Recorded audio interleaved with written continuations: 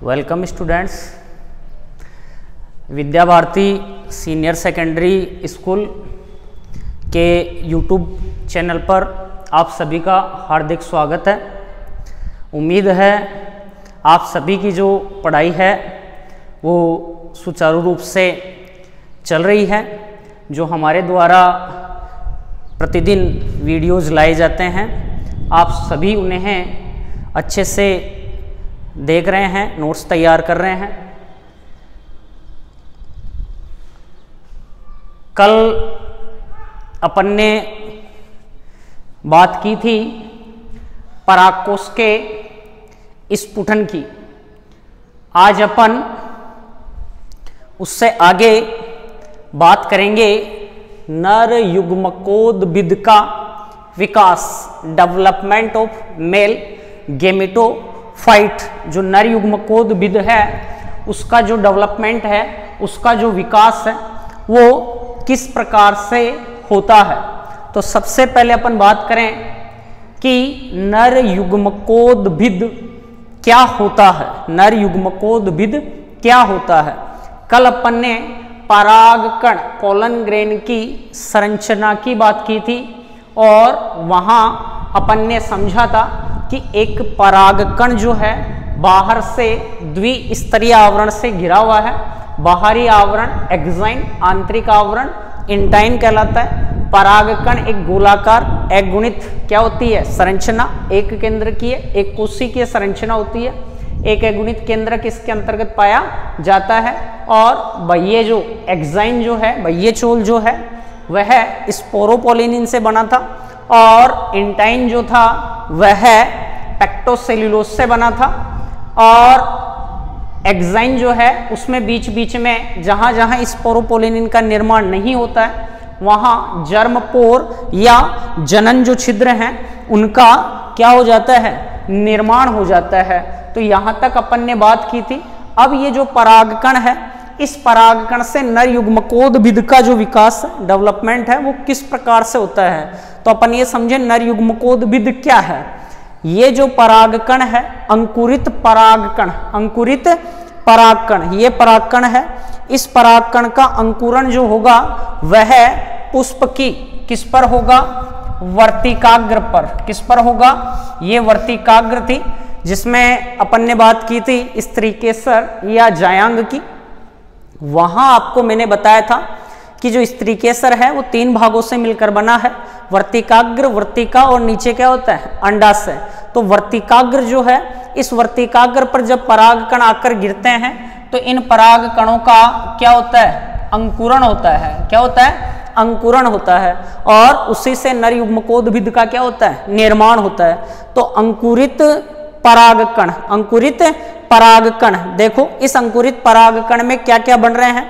एक तो बन रही है पराग नलिका और एक क्या बन रहे हैं, नर युग्मक बन रहे हैं। तो सीधा सा अपन ये कह दें पराग नलिका व नर युग्मकों से युक्त जो अंकुरित परागकण है उस अंकुरित परागकण को ही अपन क्या कहेंगे, नर युग्मकोद्भिद कहेंगे। अब यहां आपको मैंने चित्र द्वारा समझाने का प्रयास किया है कि किस प्रकार परागकोश से लेकर जब परागकण का अंकुरण होता है उसके बाद तक कैसे जो नर युग्मकोद्भिद है, कैसे इसमें पराग नलिका बनती है, कैसे इसमें नर युग्मक आते हैं, कैसे इसमें ट्यूब न्यूक्लियस आता है, नलिका केंद्रक आता है, अर्थात इस परागकण का जो अंकुरण है वो कैसे होता है। तो यहां तो अपन ने देखा एक क्या बन रही है पराग नलिका और इसमें क्या है, नर युग्मक हैं। क्या है, नर युग्मक हैं। तो नर युग्मकों युक्त जो अंकुरित परागकण है वही क्या कहला रहा है, यहां नर युग्मकोद्भिद कहला रहा है। तो इसके अपन पूरे डेवलपमेंट की बात करेंगे, इसका विकास कैसे होता है। ध्यान दो, यहां मैंने बताया था आपको कि एक परिपक्व जो परागकोश है इसके अंतर्गत 2 परागपुट रहेंगे जो लघु बीजाणुधानियां हैं, इधर की और इधर की, ये दोनों आपस में संयुक्त हो जाती हैं। और यहाँ क्या प्रेजेंट होती है, अंदर लघु बीजाणु मात्र क्या पाई जाती हैं, कोशिकाएं। अंदर ही इसी के अंतर्गत अपन बात करें यहीं पर लघु बीजाणु जो मात्र कोशिकाएं हैं, इन लघु बीजाणु मात्र कोशिकाओं में ही पहले कौन सा विभाजन होता है? अर्धसूत्री विभाजन होता है। अर्धसूत्री विभाजन फर्स्ट, मियोसिस फर्स्ट होता है, जिसके दौरान 2 अगुणित केंद्रक बनते हैं। फिर इनमें दूसरा अर्धसूत्री विभाजन होगा तो 4 अगुणित केंद्रकों का क्या हो जाएगा? निर्माण। इन्हें चारों को कोशिका द्रव्य मिल जाएगा तो 4 अगुणित कोशिकाओं का क्या हो जाएगा? निर्माण। तो वहां अपन ने बात की थी कि एक स्पोर मदर जो सेल होती है या पोलन मदर सेल होती है, उस पोलन मदर सेल से लघु बीजाणु मात्र कोशिका से 4 अगुणित लघु बीजाणुओं का क्या होता है? निर्माण होता है। प्रारंभ में ये चारों अगुणित जो लघु बीजाणु हैं ये आपस में एक दूसरे से केलोज भित्ति के द्वारा क्या होते हैं? जुड़े हुए होते हैं, जिससे अपन कहते हैं टेट्राड। क्या कह रहे हैं? टेट्राड कह रहे हैं। जब टेपिटम द्वारा केलेज एंजाइम का स्त्राव होता है तो जो केलोज भित्ति है वो टूट जाएगी और टेट्राड से प्रत्येक लघु बीजाणु क्या हो जाएगा? अलग हो जाएगा। अब अलग हुआ जो लघु बीजाणु है ये अपने आकार आकृति में वृद्धि करेगा, इसका कोशिका द्रव्य की मात्रा बढ़ेगी और अब इससे अपन क्या कह देंगे? परागकण कह देंगे, पोलन ग्रेन कह देंगे। और इस परागकण की अपन ने बात कर ली थी कल कि परागकण ऐसा दिखाई देता है। अब इस परागकण से किस प्रकार से नर युग्मकोद्भिद का निर्माण होता है? कल आपको मैंने बताया था कि जो परागकण है वह परागकण नर युग्मकोद्भिद, परागकण नर युग्मकोद्भिद के निर्माण की प्रथम क्या होती है? कोशिका होती है। और यहां अपन देखें कि जो परागकण होते हैं, इन परागकणों का जो निर्माण है, इन परागकणों का निर्माण परागकोश के स्फुटन से पहले ही परागकणों का जो निर्माण है वो प्रारंभ हो जाता है, या परागकणों का निर्माण या अंकुरण की जो प्रक्रिया है वो परागकोश के अंदर ही प्रारंभ हो जाती है। इस प्रकार का अंकुरण जो है उसे अपन कहते हैं प्रीकोशियस। क्या कहेंगे? प्रीकोशियस अंकुरण कहेंगे। ये जो प्रक्रिया है ये सारी यहीं पर प्रारंभ हो जाती है, जिसे प्रीकोशियस अंकुरण कहते हैं। साथ ही ये अपने मूल स्थान पर यहीं पर इन परागकणों का जो डेवलपमेंट है, निर्माण है, वो प्रारंभ होता है, इसलिए इसे स्वस्थाने परिवर्धन कहते हैं। क्या कहते हैं? स्वस्थाने परिवर्धन कहते हैं। अब यहां अपन समझें इससे जो नर युग्मकोद्भिद का डेवलपमेंट है, विकास है, वो किस प्रकार से हो रहा है। तो इसके विकास को अपन 2 चरणों में समझ सकते हैं। एक होता है प्रथम चरण और दूसरा होता है द्वितीय चरण। प्रथम जो चरण है वो परागण से पूर्व होता है और द्वितीय जो चरण है वो परागण के बाद में होता है। द्वितीय जो चरण है वो परागण के क्या होगा? बाद में होता है। तो सबसे पहले अपन प्रथम चरण की बात करेंगे।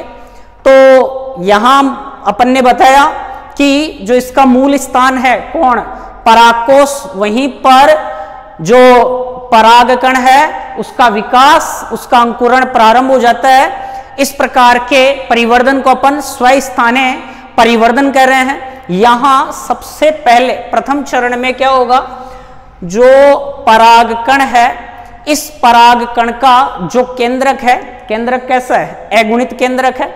इसके केंद्रक में माइटोसिस समसूत्री विभाजन होगा। कैसा विभाजन होगा? समसूत्री विभाजन होगा, जिसके दौरान यहां 2 केंद्रकों का निर्माण हो जाता है। देखो ये पहले से कैसा है? अगुणित है। इसका जो न्यूक्लियस है, केंद्रक है, वो पहले से क्या है? अगुणित है। और इस अगुणित केंद्रक में आगे यहां अपन देखें कौन सा विभाजन हो रहा है? समसूत्री विभाजन हो रहा है। कौन सा विभाजन हो रहा है? समसूत्री विभाजन हो रहा है। तो इसके केंद्रक में समसूत्री विभाजन के दौरान यहां 2 नए केंद्रकों का क्या होगा? निर्माण होगा, जिनमें से एक जो केंद्रक है उससे अपन कहेंगे कायिक केंद्रक और दूसरा जो केंद्रक है उससे अपन कहेंगे जनन केंद्रक। एक केंद्रक बना जिससे अपन कह रहे हैं कायिक केंद्रक, वेजिटेटिव न्यूक्लियस, या इस केंद्रक को अपन कह सकते हैं ट्यूब न्यूक्लियस, नलिका केंद्रक। दूसरा जो है दूसरा जो केंद्रक बन रहा है उस केंद्रक को अपन कह रहे हैं जनन केंद्रक या जनरेटिव न्यूक्लियस कह रहे हैं। तो दो केंद्रकों का निर्माण हो गया। ये जो दोनों केंद्रक हैं वो भी कैसे हैं? अगुणित हैं। अगले चरण में अपन बात करें, इसी में प्रथम चरण में ही आगे जो प्रोसेसिंग होगा वो क्या होगा? दो अगुणित केंद्रक बन गए। अब इन दोनों जो केंद्रक हैं, इन दोनों केंद्रकों को कोशिका द्रव्य मिलेगा और कोशिका केंद्रक का विभाजन तो यहां समान होता है, तो दो समान आकार के केंद्रक बनेंगे, लेकिन कोशिका द्रव्य का जो विभाजन है यहां समान नहीं हो पाता है। कोशिका द्रव्य का जो विभाजन है वो असमान होगा। इसके कारण एक बड़ी कोशिका बनेगी, ये बड़ी कोशिका, और एक छोटी कोशिका बनेगी।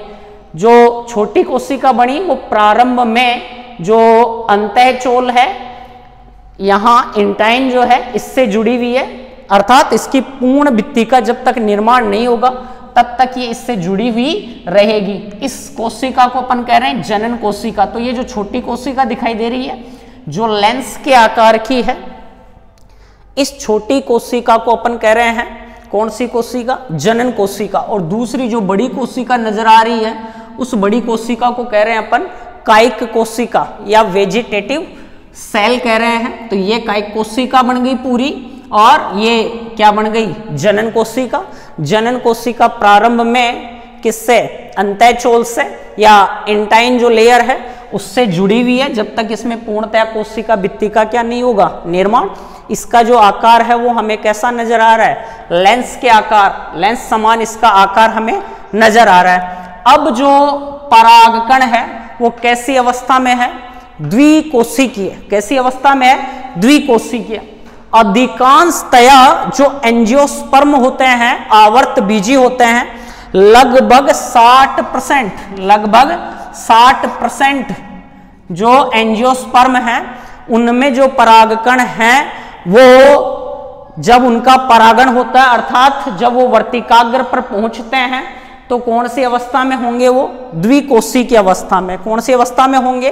द्विकोशी की अवस्था में होंगे। लेकिन कुछ पादप ऐसे हैं, 40% प्लांट ऐसे भी हैं जिनमें परागण होने से, मतलब वर्तिकाग्र पर पहुंचने से पहले ही नर युग्मकों का भी क्या हो जाता है? निर्माण। अर्थात यहाँ पहला समसूत्री विभाजन हुआ, इसके जस्ट यहाँ जैसे दूसरा समसूत्री विभाजन हो रहा है, ये दूसरा समसूत्री विभाजन होगा, तो इसके दौरान जो जनन कोशिका है, जो जनन कोशिका है, इसमें यहीं पर, कहां पर? परागकोश के अंदर रहते हुए ही इसमें दूसरा समसूत्री विभाजन हो जाएगा, जिसके दौरान यहां दो नर युग्मकों का क्या हो जाएगा?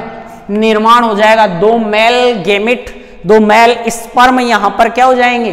तैयार हो जाएंगे, बन जाएंगे परागण होने से पूर्व ही। अर्थात इन प्लांट्स में 60% पादपों में 60% जो आवर्त बीजी प्लांट हैं उनमें तो बात की कि परागण के समय, अर्थात जब परागकण वर्तिकाग्र पर पहुंचेंगे उस समय जो परागकण होंगे वो द्विकोशी की अवस्था में होंगे। लेकिन कुछ 40% प्लांट ऐसे हैं जिनमें परागण के समय जो परागकण हैं वो त्रिकोशी की अवस्था में, 3 कोशी की अवस्था में रहेंगे। जैसे अपन देखें, एक तो होता है पार्चुलाका, एक होता है हेलोपटेला। पार्चुलाका अर्थात कुल्फा और हेलोपटेला बंदर बाटी जो है उसके अंतर्गत नर जो युग्मक हैं उनका निर्माण परागण से पूर्व ही हो जाता है। तो अपन इसकी बात करेंगे। 60% जो एंजियोस्पर्म है उनमें देखें, उनमें कैसे हो रहा है। तो सबसे पहले केंद्रक बने दो, केंद्रक के बाद में दोनों को कोशिका द्रव्य मिला, लेकिन कोशिका द्रव्य कैसा नहीं मिला? समान नहीं मिला, बराबर नहीं मिला। एक कोशिका, एक केंद्रक को ज्यादा मिल गया और एक केंद्रक को कम। जिसको ज्यादा मिला उससे अपन कह रहे हैं कायिक कोशिका, जिसको कम मिला उसे कह रहे हैं अपन जनन कोशिका। प्रारंभ में जो कायिक कोशिका है उसका जो केंद्रक है वो लगभग कैसा है? गोलाकार। कैसा है? गोलाकार। इसमें कोशिका द्रव्य की मात्रा क्या है? अधिक है। कोशिका द्रव्य की मात्रा क्या है? अधिक है। कायिक कोशिका के अंतर्गत। इसके बाद में जो जनन कोशिका थी उसमें जैसे जैसे कोशिका भित्ति का निर्माण होगा जनन कोशिका इससे अलग हो जाएगी और इसका केंद्रक भी हमें गोलाकार नजर आता है। अब जनन कोशिका के केंद्रक में हमें बहुत सारे बदलाव या परिवर्तन देखने को मिलते हैं, बहुत सारे बदलाव या परिवर्तन देखने को मिलते हैं। अर्थात पहले लेंस के आकार का था, फिर गोलाकार हो गया। अब जनन कोशिका का केंद्रक तर्कुरूपी या कैसा हो जाएगा, लंबा हो जाएगा, ताकि जब पराग नलिका का निर्माण हो तो पराग नलिका के निर्माण के समय ये आसानी से पराग नलिका में क्या हो सके, जा सके। यहीं अपन देखें कायिक कोशिका के केंद्रक की बात करें तो कायिक कोशिका का जो केंद्रक है उसका आकार कैसा हो जाता है, अनियमित हो जाता है। कैसा हो जाता है, अनियमित हो जाता है। यहाँ ये पूर्णतया परिवर्धित नर युग्मकोद्भिद नहीं है, अपूर्ण नर युग्मकोद्भिद है। और इस अवस्था में अब ये कहां पर पहुंचेगा, वर्तिकाग्र पर। कहां पर पहुंचेगा, वर्तिकाग्र पर। तब जाकर इससे नर युग्मकोद्भिद का क्या होगा, निर्माण। जैसे अपन देखें ये वर्तिकाग्र है, इस वर्तिकाग्र पर परागकण कौन सी अवस्था में आ गया, द्विकोशी की अवस्था में यहां पर आ गया। तो अब क्या होगा, इसके जो जनन छिद्र हैं, ये देखो ये क्या दिखाई दे रहे हैं, जहां स्पोरोपोलिन का आवरण नहीं बन पाता है वो क्या कहलाएंगे, जनन छिद्र। इनके जनन छिद्रों से जैसे ही ये वर्तिकाग्र पर आएगा तो वर्तिकाग्र से पोषक पदार्थ क्या करेगा, लेगा और ये अंकुरित होगा। क्या होगा, अंकुरित होगा। उस समय जो कायिक कोशिका है, कायिक कोशिका है वो, या अपन यहाँ कहें कि जो अंतःचोल है वो जनन छिद्र से होकर एक नलिकाकार संरचना के रूप में बाहर आ जाता है और एक नलिका रूपी संरचना का क्या कर लेता है, निर्माण कर लेता है। अब इस नलिका को अपन क्या कह रहे हैं, पोलन ट्यूब कह रहे हैं, पराग नलिका कह रहे हैं। क्या कह रहे हैं, पराग नलिका। तो पराग नलिका का क्या हो गया, निर्माण हो गया। किससे, अंतःचोल से। अब पराग नलिका के अंदर कौन सा केंद्रक आएगा, कौन सी कोशिका आएगी, जनन कोशिका। कौन सी कोशिका, जनन कोशिका। ये जनन कोशिका पराग नलिका में आएगी और पराग नलिका में आकर जनन कोशिका जो है इसमें समसूत्री विभाजन होगा और समसूत्री विभाजन होने से यहाँ कितने, एक और दो, कितने नर युग्मकों का निर्माण हो जाएगा, दो मेल गेमिट्स बन जाएंगे, दो मेल स्पर्म बन जाएंगे, या अपन कहें दो नर युग्मकों का क्या हो जाएगा, निर्माण। और जो कायिक कोशिका का केंद्रक था वो पराग नलिका के शीर्ष भाग में चला जाता है, जिससे अपन अब ट्यूब न्यूक्लियस या क्या कह रहे हैं, नलिका केंद्रक कह रहे हैं। तो इस प्रकार से यहाँ तक कैसे किसका, नर युग्मकोद्भिद का क्या हुआ, निर्माण हुआ। प्रथम चरण यहां तक का जो चरण है वो पहला, और द्वितीय चरण जब परागकण कहां तक पहुंच जाता है, वर्तिकाग्र पर चला आता है, तब द्वितीय चरण प्रारंभ होता है। अर्थात परागकोश के स्फुटन के दौरान जब परागकण मुक्त होकर वर्तिकाग्र पर आ जाएंगे तब वो अंकुरित होंगे और उनसे पराग नलिका का क्या होगा, निर्माण होगा। यहां अपन बात करें कायिक कोशिका की और जनन कोशिका की, तो दोनों के अंतर्गत ही केंद्रकों में डीएनए की मात्रा समान होती है, लेकिन कोशिका द्रव्य में आरएनए की मात्रा जो है वो अलग अलग होती है। कायिक जो कोशिका है उस कायिक कोशिका में कोशिका द्रव्य की मात्रा अधिक है, इसके कारण इसमें आरएनए की मात्रा कायिक कोशिका में क्या होगी, अधिक होगी, जबकि जो जनन कोशिका है उसमें आरएनए की मात्रा क्या होती है, कम होती है। तो ये यहाँ तक आज अपन ने मेल गेमिटोफाइट है उसकी बात की, किस प्रकार से मेल गेमिटोफाइट जो है उसका यहाँ डेवलपमेंट हो रहा है, उसका यहाँ विकास हो रहा है। क्लियर? एक बार स्क्रीनशॉट ले लेना ताकि आप इसके जो नोट्स हैं उनको अच्छे से क्या कर सको, उतार सको। अब ले लो।